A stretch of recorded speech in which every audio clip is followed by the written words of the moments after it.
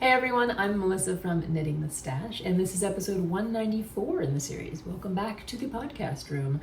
It's lovely to see all of you here today. It is a rainy Saturday, and we have been installing our wood boiler outside. So we've dug the trenches, and now they're full of mud. So I get the opportunity to just take a break from that job and come up here and hang out with you all and talk about yarn and sweaters and all the good things. So if you're coming back, it's lovely to see you. Thanks for hanging out with me. And it's always fun. I love the community we've built over in the Ravelry threads here, all the comments. I get comments on email. It's just really nice to hear from all of you. And we do the Saturday Zoom. So if you're interested in hanging out, just casually and knitting and talking about projects and things, we do a Saturday Zoom. There's a really nice group of folks over there. Email me and I will be happy to get you the details. If you are new to the podcast, welcome. It's lovely to have you here. This is a podcast, usually it's about garment design and modification. And today I have a good retrospective for you, all about the small batch yarn sweaters that I have been knitting over the years.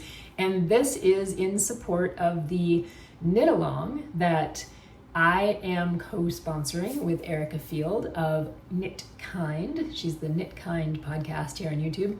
And we are kind of piggybacking on the Sweaters for Good initiative for Rhinebeck that comes out of the Hudson Valley Textile Project. And I've posted a couple videos about it. I know Erica has posted a few videos about it as well. So please come join us in the KAL. The basic idea is to knit with yarn that you know the source of. Like you've met the sheep, you want to support a local economy, you know the shepherd, you are interested in breed conservancy, all the good things. Like your yarn has a story. It's not just like a big box store yarn, basically. So all the details are over on the Ravelry thread, and we are looking forward to co-sponsoring this KAL. It's running from the middle of July. It just started, and it's going to run till the middle of October, right up those fall yarn festivals. So that's the KAL, and today I wanted to talk a little bit about small batch yarns, because that's one way to get more involved in the yarn that you're using for your sweaters. And it's something I've been an advocate for a very long time. And I know it's one of the questions we're gonna get in this KAL is like, how do I find these yarns, right? Like you can go to your big box stores and it's pretty easy to pick up, the usual suspects, like the companies that you know. And those are wonderful yarns because they can be workhorse yarns that you know what you're gonna get from them. You know they're readily available, all the colors, all that stuff. So that's a great way to knit. No shade on anyone who's knitting with those yarns. But for this KAL, we're just trying to encourage people to knit with yarns that are coming from just smaller producers and yarns that have a story, a little bit more of a story behind them. So in support of that, I wanted to help you try to find these yarns because they can also be a little bit tricky to find. Because you can't get them at the big box stores. Now, the first place I would suggest is your own local yarn store, if you have one. If you have a local yarn store, they may stock some yarns from local shepherds or from small flocks in your area. A lot of the local yarn stores that I've been to do have a little section that has a couple of bits of yarn from around the local area. The owners of these shops may also know who to approach, where to go to help you find these yarns. If you have guilds in your area, like a spinning, weaving, knitting, fiber felting guild in your area, they may know some sources for this kind of yarn. They may also have members who have flocks of their own or who produce small batch yarns. That's one of the first ways that I got into this was through Kathy Capel, who had a beautiful flock of originally Leicester Longwools, and then she switched over to Corriedales, and she's the one I ended up buying her fleece and making shorn out of for 5 years. So check your guilds. Your guilds are going to have they're going to know some people, or they might even have the yarn. They might have things like our show. We have a show and sale in November, and you can buy small batch yarns then. So local yarn shops, guilds. I learned a lot from other podcasters. So someone like Sarah Hunt of the Fiber Trek podcast talked a lot about place-based yarns when I got started. And hearing that was really exciting. I was like, wait, there are yarns that have like a story, that come from a specific place, that come from sheep you could meet. Like, that's so exciting. So you can learn from other podcasters about possible flocks or yarns out there. A lot of these people will have websites. They might have an Etsy shop, but it is tricky to find them. And I personally think that part of the fun is the hunt, but that's just me. So I'm trying to give you as many ways as possible to find these yarns. And I would say one of the others is like the Shave 'em to Save 'em program, fiber festivals. You can often get more local or small batch yarns. And I host the Flock Farm Yarn Shop, which has lots of small batch yarns from around the United States. So there are ways to find these yarns. It's just can be a little bit tricky, and you have to kind of look around and try to word of mouth, try to find them from people, listen to other podcasters who are talking about them, see if they have a website, see if you can buy the yarn. I've bought yarn from people in coffee shops. I've bought yarn from small batch yarn from people out of their little shed that they have next to their sheep. I've done a lot of that kind of stuff. So I'm here to tell you it is fun to hunt for this yarn and to try to find it. On that note of the Flock Farm Yarn Shop, I forgot, I'm supposed to tell you where you can find me, just in case you're into this video and you're like, who is this person? Why is she talking to me? I'm Knitting the Stash just about everywhere. So if you're looking for me on Ravelry or Instagram, YouTube, obviously, I'm Knitting the Stash, and the main website is knittingthestash.com, and that's where you can find the Flock Farm Yarn Shop and my online classes and lots more information. So there are even farm features over there of some of the farmers that I've featured in the past, so that's a good resource if you're looking for small batch yarns. So today I thought, as I promised, as I mentioned at the beginning of the episode, I thought I would delve into the archives of my own sweater knitting and pull out sweaters. Not all of them, because I think I knit about a third of my sweaters, maybe even a half of my sweaters, from yarn that I really know, and like I know where it came from, or I've got it for a specific reason to support a local shepherd or local economy or something like that. So I won't show you all of them, but I will show you a select few of these sweaters that I knit using small batch yarns, and we'll talk through a little bit of the features of small batch yarns and what they're like, because one of the things about small batch yarns is that unlike those big box store yarns, small batch yarns are different every time. Every time that they're milled, it's a different batch of fleece going to the mill. Every time, and they're not always spun up the same way. They might be spun up in a 2-ply or a 3-ply, a worsted spun or a woolen spun. They might be dyed. They might be coming from different breeds. Obviously, they're going to be coming from different breeds of sheep. So you're going to get to experience a range of different qualities that come from different fibers and different breeds of sheep. So I have some in my box here, in my bin here, that are from a much more coarser kind of wool, and then some that are really fine. None of them are merino, so you get a wide variety of sheep breeds involved. So I'm just gonna dive into the archives, and I already pulled out the first one just because, but these are in no specific order. It's not like they're the order of knitting or order of preference or anything like that. I've got a bin of sweaters, and I'm just gonna pull them out and talk to you about them, okay? So this first one that I grabbed and put on the mannequin is Azami by Valentina Bogdenova. And I knit this one up in Georgia rustic wool, which was a yarn that I was carrying in the shop for a very long time. She's still producing, she still has her flock, and is still producing yarn. So you can get Georgia rustic wool.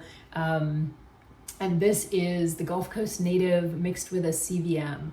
And a CVM is a California variegated mutant. Hopefully I got that right. So 2 different breeds mixed together, blended together, to create this yarn, which is a very fine fingering weight yarn. It was I believe it was a 2-ply. Yeah, it looks like a 2-ply. And for that reason, I used it because 2-plies are great for things like lace. So this has like little lace and cables all in the front there. You can see how beautifully it shows off the lace and cables, this yarn. And this particular yarn is very soft to the touch. The sweater has been washed a few times, so that helps it bloom and soften up over time and kind of full in a little bit of the spaces in between, depending on how your tension is and things like that. But this one is very soft. This was beautiful to work with, but you can see that it has a little bit of, I hope you can see that. Let's see. a little variation. So it wasn't this perfectly spun yarn that was all exactly even. You know, as you're working with these small batch yarns, you might experience some nubs or some little bits that are thicker or thinner than the rest. And this yarn was definitely a little thick and thin, just a little. I'm not talking like huge slubs or something. Little thick and thin is what you might get with a small batch yarn, depending on the fleece, depending on how it was milled, depending on all the different factors, right? And this one, I think, I loved working with and having the Georgia rustic wool in the shop. I knit a bunch of other things out of this. I think I had a cowl, the Fire and Ice cowl that I designed was in this yarn. People seem to really love this yarn. And she produced a bunch of different kinds of blends. So there was an alpaca blend, if I'm remembering right. There was a pure Gulf Coast native blend, which was also beautiful. I think that's what I might have used for the cowl. It's just a gorgeous yarn, and you're going to get a little variation in the thickness of the yarn. I think you can see that here coming through just a little bit. It's a little bit, you know, it's got a little texture-y to it. It's got a little life to it because it's from a flock of sheep that she raised. This is Joanne Mackey, who's a lovely shepherdess down in Georgia. So number one was Azami, and this is Valentina Bogdenova. I keep saying it the wrong way. Okay, let me reach into the bin and see what we come up with next. Okay, next up is the Meltdown by Tante Ehm, and this one I knit in Cami Noise, Ranching Tradition Fibers, Tobacco Root Valley DK weight yarn. This is a Targhee yarn, so Cami keeps a beautiful flock of Targhee and Rambouillet out in Montana, and we had her yarn in the Flock Farm Yarn Shop for quite a while, but it all sold out. So I need to actually talk to Cami about see if we can get some more of her yarn back in the shop. So this is a DK weight yarn. You can see it's a little thicker. It's not as fine as the Georgia rustic wool that I was just talking about, but you can also see that it has a little bit of that same variation in it throughout the sweater. And it's not just my tension, I promise. This is just a little bit of the variation you're gonna get in small batch yarns. This is 4 different colors. She dyes the yarn, has it milled, all that stuff. And Targhee is an incredibly fine yarn. It's like, I would put it up there with like a Merino Cormo kind of feel. It's very fine, very soft, and it can pill, things like that. You know, this is Targhee, but it is super springy. It is one of those yarns that just has like this amazing elasticity to it. And I've really enjoyed knitting with Cami's yarn, and I've known Cami for quite a while on Facebook. That's another place you can find some of these small batch producers. And the yarn itself, I think she dyes it in so many different colors. That was one of the reasons that I remember finding her and kind of like thinking, like noticing her yarn, was because it was beautifully dyed. And I was really interested in the fact that it was a breed specific. So it's like a Targhee Rambouillet. This one is just Targhee, but she also has the Targhee Rambouillet blend. So another place you can get yarn, Cami Noise, Ranching Tradition Fiber. She has a website, she has a Facebook presence, so it's not too hard to find her. So there you go. All right, number 3, let's see what this one is. Okay, it's actually getting hard to remember all the sweaters I've knit at this point. I have a list because it's just, there are like too many of them. Okay, this one is Carbeth. And I remember it because it is a Kate Davies design, and everybody was knitting the Carbeth for a long time. And I wanted to try it on my own. So I did a mod here. I followed someone else's idea of doing a center double decrease here and doing so that it kind of like creates this beautiful little thing in the back. Anyway, this is Carbeth. That's the whole thing of Carbeth, is that it's shaped, has this really interesting shoulder shaping.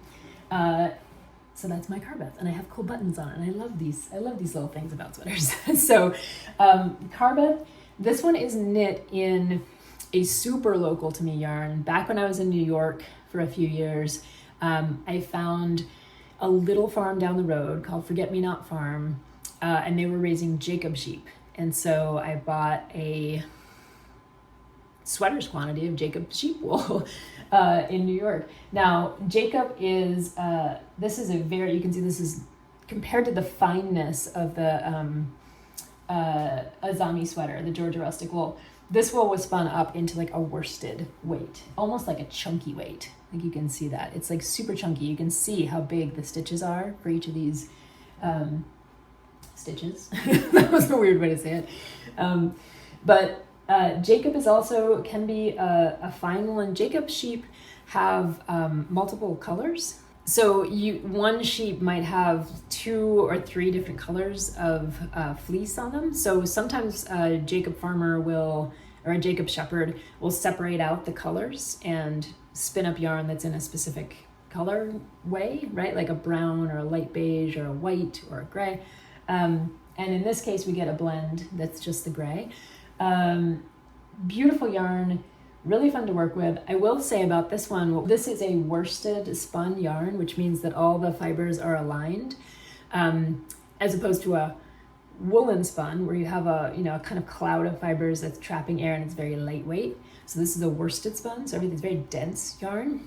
And so knitting an entire garment out of a worsted spun yarn like that, it does make for a heavy garment. So this one is definitely a chunky outer, like it will keep you warm. Let me put it that way. So when you're looking for your small batch yarns, things to consider is like how it's spun. So if I had knit this with cables or something, it would have been even heavier, like too heavy pretty much. But because I knit it just with this Carbeth pattern, it's okay to wear. It's heavy and warm, which is great. But if you're looking for small batch yarns, you might want to think about not only is it fingering weight DK or worsted weight. There's worsted spun and worsted weight. I know it's confusing. Like a chunky Aran weight, but also how it's spun. So is it a woolen? Is it a worsted prep? What kind of sweater are you going to be knitting with it? And is the yarn going to match your expectations for and or the needs of the sweater? Something to keep in mind. But these folks in New York are awesome. I think they do have a web page, if I'm remembering right, and you can order online. This is Forget Me Not Farm, Jacob Sheep in New York, just outside of Utica, I want to say. Anyways, very near me in Ithaca. So let me switch sweaters.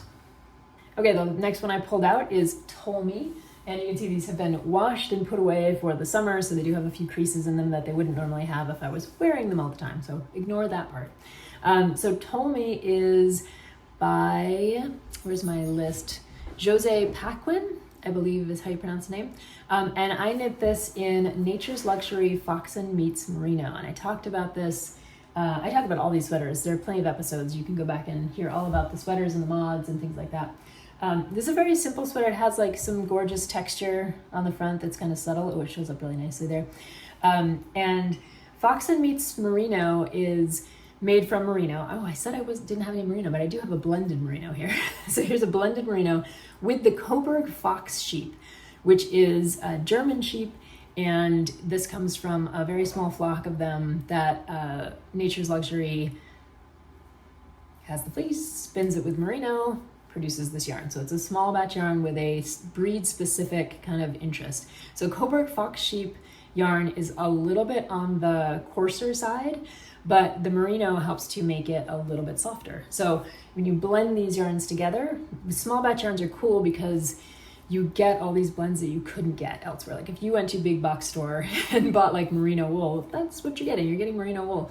You're not getting a chance to experience the wide variety of sheep breeds and fibers out there. Some are coarse, some are fine, some are really soft, some are made for rugs. It's like, it depends on what you get. So a blend like this gives you a little bit of the softness of merino and a little bit of the coarseness of a Coburg fox sheep. So it is a little bit scratchier than say the Jacob I was just showing you, or even the Gulf Coast Native that I was showing you first, or the Targhee Rambouillet that I just showed you too. So it's a little coarser. That kind of hand, it's a little bit crunchy. Some people describe it as crunchy, but I think it does beautifully in terms of texture, as I showed you. I mean, it's a monochromatic sweater, but you get these beautiful diamonds running up and then, along the collar and things like that. So it's a beautiful yarn. I think it's tougher wearing. Often these yarns that are a little coarser will be a little tougher wearing. Like that's why if you knit a sweater out of like a Lopi yarn, you're going to get a long wearing sweater. because Lopi yarn is just going to be a little coarser and it's just going to stand up to wear a little bit better. People use Lopi sweaters as outerwear for that very reason. So I think a Coburg Fox, even blended with merino, gives you some of those really cool properties. So that's number 4, maybe? All right, number 5. This is one of my, I really love this sweater. It is so creamy and soft and just cuddly. It's a beautiful sweater. This is Sew by Anna Strandberg. And I think it came out in one of the Len magazines, maybe. I feel like that's where I saw it. I knit this one in Five Sisters Farm Yarn, the Aran weight, and they are out of New Hampshire. This is Meg and her daughters. Meg is a veterinarian. She raises a flock of Shetland sheep. Yes, I'm trying to remember everybody's individual things. So Meg, they raise Shetland sheep. They're really adorable little Shetland sheep. If you've never seen a Shetland sheep, they're like very small, very cute, and they come in all kinds of different colors. So this is, I'm trying to remember if this is Primrose or Paisley. This might be Primrose, which was one of the sheep. Comes in this color. And as you can see, beautiful stitch definition. This sweater has these crazy cables all the way down the sleeves, which are absolutely gorgeous in this yarn. And this is, again, a very chunky Aran weight yarn. Shetland, love the way that it has a smoother kind of texture than some of the other sweaters we've seen. The spinning, depending on where you have it milled, can have a big effect on that. And the Shetland sheep tend to be, they can go all over the map, but they tend to be a little bit finer. You know, like the whole Shetland shawl through the wedding ring thing. Like Shetland can be a beautiful fine fleece. This one's very soft, even though it's a chunky weight yarn. And it just has a little bit, one of the things about this is, even though it's from a single sheep, you can see that it has some variation in the color. It's not just, it's like a cream, but it's like a very rich, heathery kind of cream. That gives it some really cool stitch definition and makes the whole sweater have a little bit of a, it's surprising because there's no mohair in here or anything, but it has a little bit of a halo if you get up close to it. So this one is particularly beautiful. This is from Five Sisters Farm in New Hampshire. Again, a yarn that we have in the Flock Farm Yarn Shop. Actually, we might be out. We've sold a bunch of Five Sisters Farm yarn, Five Sisters Farm yarn, and this one was particularly popular, and I think we actually just sold out of it. So I will have to talk to Meg about getting some more of her beautiful yarn in the shop. Okay, what do we got next? Okay, so this is Laitis by Ailbiona McLochlainn. This is one of her very early patterns. I saw it on Instagram, fell in love with it, and I had to have it. So that's how we met and ended up having a fun relationship all these years. This is knit in the S-Twist wool Irish chunky double ply, and this comes from the Golden Vale area in Ireland. And I will say, of all the yarns that we've talked about so far, this is definitely the most rustic, the most crunchy. It is, I think it still has a few of the guard hairs in it. It's definitely a toothy yarn. That's another word that people use for some of these breeds that or yarns that have a little bit more of a crunch factor to them. They're not like soft merino. No, this is great for outerwear, a little bit like a Lopi. And you can see that it has great stitch definition. Now in this case, I don't know the actual breeds of the sheep. This is 100% wool from Ireland, but it's from a small batch producer, S-Twist Wool. I can't remember his name right now. What's his name? Diarmuid? I'm not sure how to pronounce it. But it's Diarmuid, and he's working with Irish wools. That's one of the things that I was impressed with when I asked Ailbiona which yarn she was knitting with. So Irish wool, place-based, so specific to Ireland, and someone who's using a bunch of Irish wools, like pulling together Irish wools that might have otherwise not been used for knitting. They might have been tossed away, used in the garden, something like that. So this is a nice way to support kind of local, not local to me, but local economy and local sheep in Ireland. Lovely pattern. Really think that this yarn would be great in a lot of different patterns, but you would have to be, aware of and ready for the kind of crunchy factor for something like this. Some people talk about scratchiness with the coarser wools. I don't find it to be an issue for me. I know some people have that issue, but sometimes you can just wear a shirt like underneath. You know, if this is prickly, the prickle factor, if this is prickling you, you could put a shirt underneath it, which you often do anyway if it's wintertime. So you don't often feel the prickle unless you're wearing it on bare skin, which I rarely wear a sweater on bare skin anyway. So, but something else to think about if you're looking at small batch yarns is both that you can support producers from elsewhere. Like I know that on the Hudson Valley Textile Project interview that I did with MJ's Rhinebeck sweater, her Sweaters for Good, is made out of Gotland yarn that she picked up in her travels. So she was traveling, she found a Gotland flock and bought the yarn that way, and there you go. So you can support other regions than your own by buying yarn that's local to wherever it is that you go on your travels. All right, last but certainly not least, I am pulling out my Alias cardigan from Isabel Kramer. Now this is maybe the sweater that really got me into small batch yarns and looking more locally for yarns or thinking about where my yarn comes from. Alias is a gorgeous pattern. I knit it twice. I actually, so we'll talk about this one, but I also knit a second version of it in Ailbiona DK, which was a small UK producer. They are no longer producing yarn. This is a long wool version, so it has a different drape. It has a different toothiness to it. Different colorway, all the things, different stitch definition, but I knit it twice, so I feel a little bit like we could talk about Alias and I know what's going on here.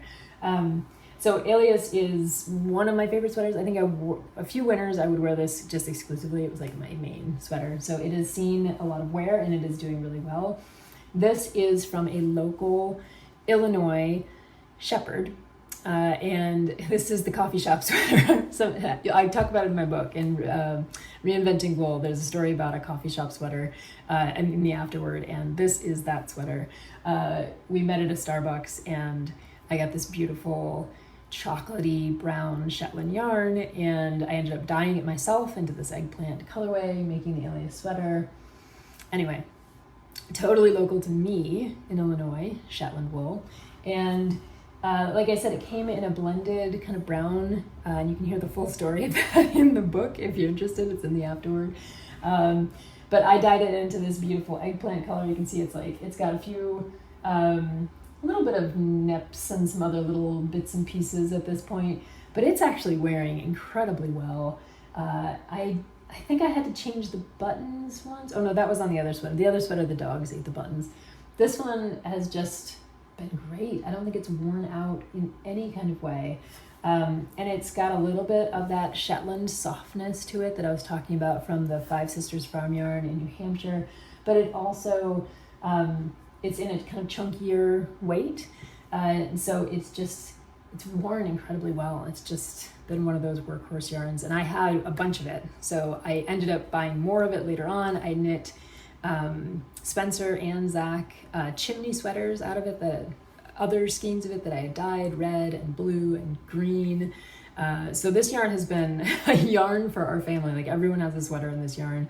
I've absolutely loved working with it. And it was great to support the local producer like near me in my area and then be able to buy some more of it over time. So that's one of the other things is if you can develop a relationship with a more local to you shepherd or a flock of sheep and they're producing yarn, then you could get next year's yarn, right? I mean, if you love knitting with this year's yarn, you can ask to see if they're going to do it next year and see if you can get on a waiting list or figure out how they're selling their yarn and be there for the next batch. And it can be fun because it'll be different. You know, I know when I knit my shorn, when I produced shorn 1, 2, 3, 4, and 5, we did them differently each time. And I know you all were so sweet to support that small batch yarn project.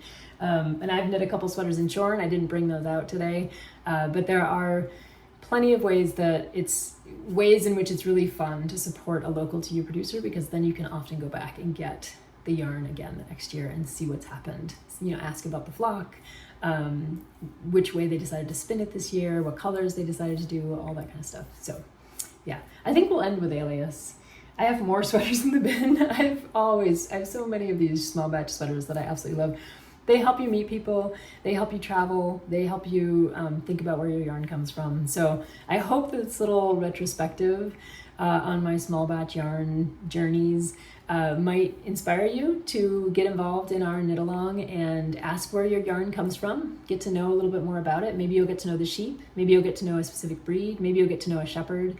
Maybe you'll get to know a mill. Sometimes mills will also be a good source for trying to find this kind of fiber or knitting yarn. I hope you feel inspired by that, and maybe come join us on the KAL. We've got some thread chatter going on already, and I know Erica is out doing Sweaters for Good, kind of man on the street interviews, which are really fun over on YouTube. You can check those out. In the meantime, I'm going to go keep knitting as usual, and I will be back with a regular update on the podcast in a couple of weeks. I hope you all have a lovely time knitting. Thank you to the Patreon podcast producers, Lenore, Laura, Kendra, Rose, Jennifer, Mary, Tony, and Christine. Appreciate your support, and thanks to all of you for leaving comments, sharing all the good things you can do on the YouTubes. I will see you in the next episode. Take care. Bye-bye.